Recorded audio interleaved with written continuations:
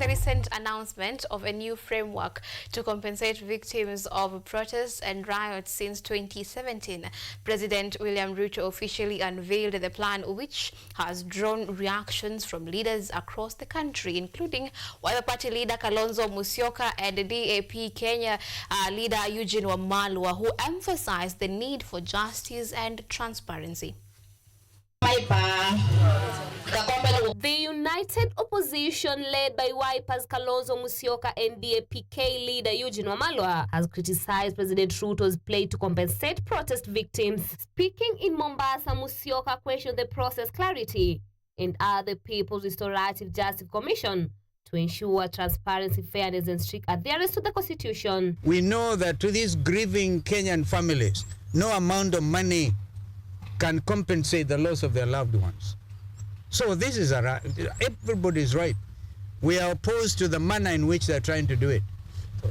And we are saying in the process, oh, we will be there. We will make sure that these Kenyans are compensated. By the way, there is no budgetary allocation. You cannot therefore jump up and say we'll pay Kenyans. They like to say 100,000 or 10 million. Kalonzo Musyoka accused the government of using state-sponsored empowerment drives to sway public opinion, terming them electoral bribery in violation of the Constitution. He further condemned the violent crackdown on MPs during protests, calling for protection of democratic rights and accountability. Our members of parliament have been on the road, as we have just heard, and they were tear-gassed in Subukia, in what is this other place before you get to Nakuru, just the other weekend, and of course almost got killed. Senator Methu was almost killed along with Honorable Munyaka, and we issued a statement about that. There have been a lot of activity, but if you are talking about joint opposition rallies, obviously we will have to reorganize and get again moving together. The DAP leader Eugene Wamalwa criticized ODM leader Raila Odinga for backing the government's broad-based arrangement, accusing him of abandoning the fight for accountability. Wamalwa urged leaders to reject the flawed compensation framework and unite behind the opposition to demand genuine constitutional governance. Raila Amolo Odinga making it clear he left us in Azimio and he joined the broad-based government. So far he has been dilly-dallying, giving false hope to those of us who are in Azimio that maybe one day he'll come back to the opposition, to the side of the people.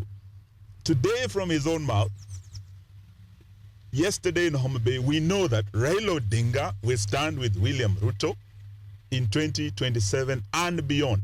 On the other hand, Manyata MP Gitonga Mukunji supported President Ruto's plan to compensate protest victims dating back to 2017, but cautioned that true healing demands more than payouts. He urged the government to end intimidation of critics and ensure the compensation process is just and transparent. Nimeona leo